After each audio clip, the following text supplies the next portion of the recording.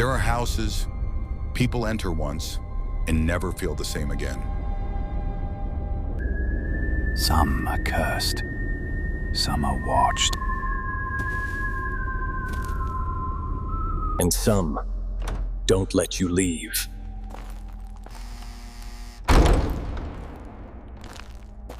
Tonight, we're diving into the most disturbing Haunted House Iceberg.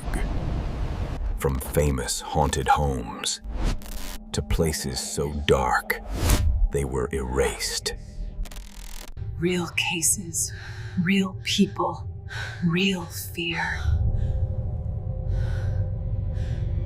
But the deeper you go, the worse it gets. One house didn't just haunt people, it followed them. And one place no one has ever truly escaped. Enter if you dare.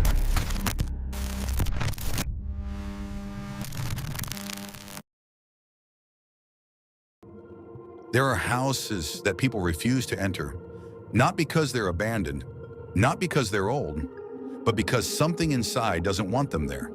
Tonight, we're diving into the Haunted House Iceberg, starting from creepy and going all the way down to cases so disturbing, people who experienced them never fully came back.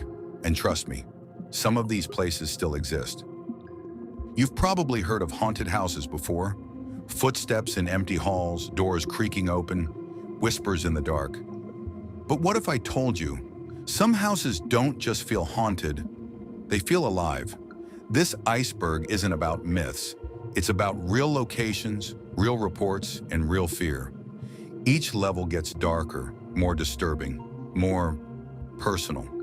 By the end, you might start looking at your own house differently, because sometimes the scariest place isn't outside, it's where you feel the safest. These are the cases most people know. Still terrifying, but nothing compared to what's coming. The Amityville House, a quiet suburban home, white walls, perfect lawn, the kind of place where nothing should go wrong.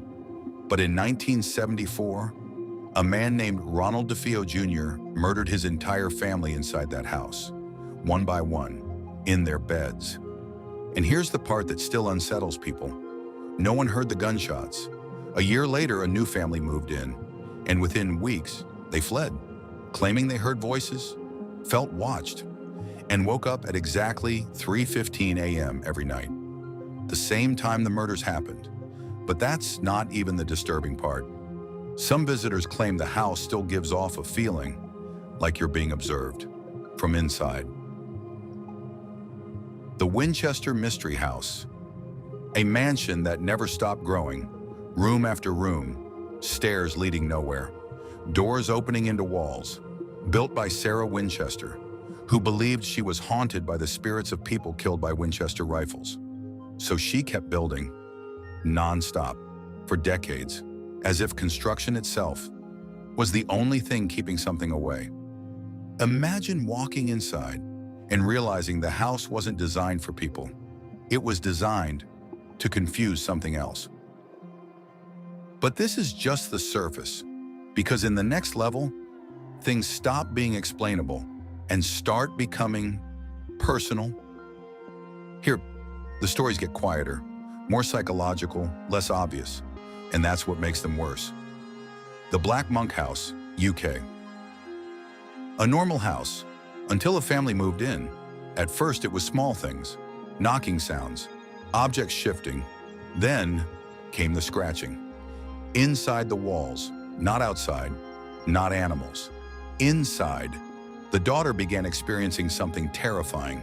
Invisible hands, pulling her, dragging her, leaving marks on her skin. Witnesses later confirmed they saw her being thrown across the room. But what disturbed investigators the most was the silence.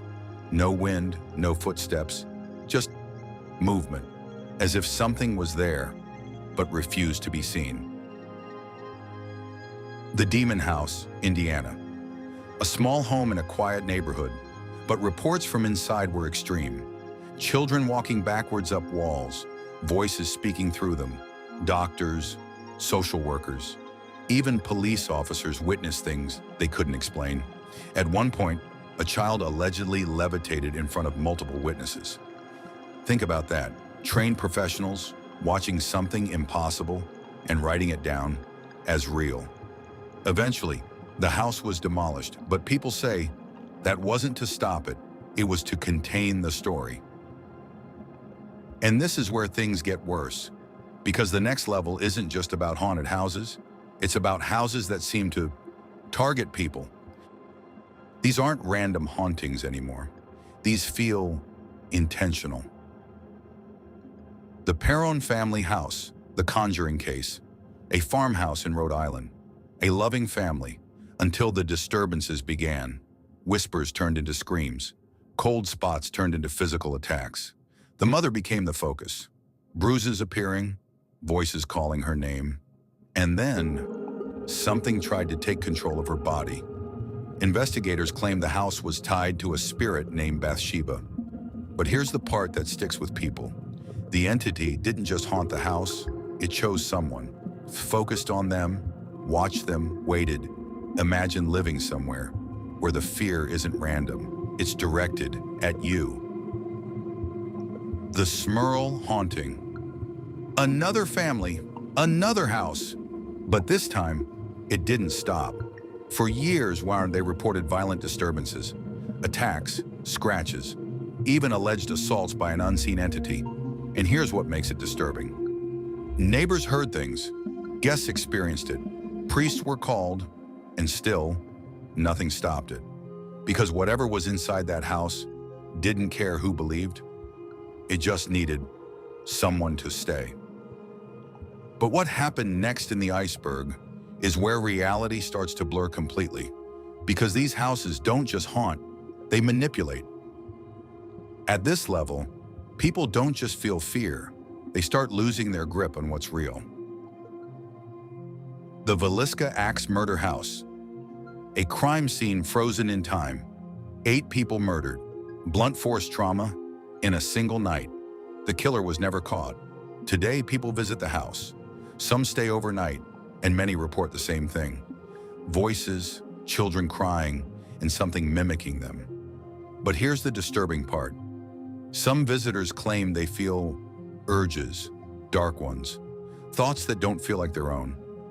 As if the house doesn't just replay the past, it tries to recreate it. The Hinsdale House. One of the most haunted houses in New York. People who stay there report extreme psychological effects, paranoia, hallucinations, sudden aggression. Even experienced investigators have left early, saying the house gets into your head. Imagine staying somewhere where you can't trust your own thoughts, where fear doesn't come from outside, but from inside you. And that's not even the disturbing part, because the next level goes beyond haunting. At this depth, these aren't just spirits, they feel present, aware. The Sally House.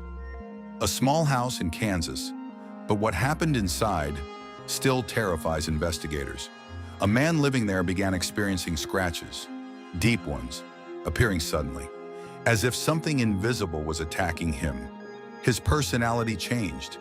Anger, rage, almost like something was influencing him. Cameras captured unexplained movements, objects thrown, but the most chilling part, a supposed entity named Sally was believed to be behind it, not just haunting, but interacting, learning, adapting. The Enfield Poltergeist. One of the most documented cases ever. Multiple witnesses, recordings, police involvement. A young girl appeared to be the center of it, furniture moving, voices speaking through her. But what disturbed people most was the intelligence, responses, timing, awareness, as if whatever was there wasn't just energy, it was thinking.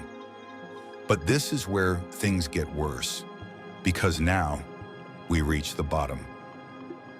These are the cases that people rarely talk about because they don't end cleanly. The house that followed them, a lesser-known case. A family moved out of a haunted home, thinking it was over, but the disturbances didn't stop. They followed.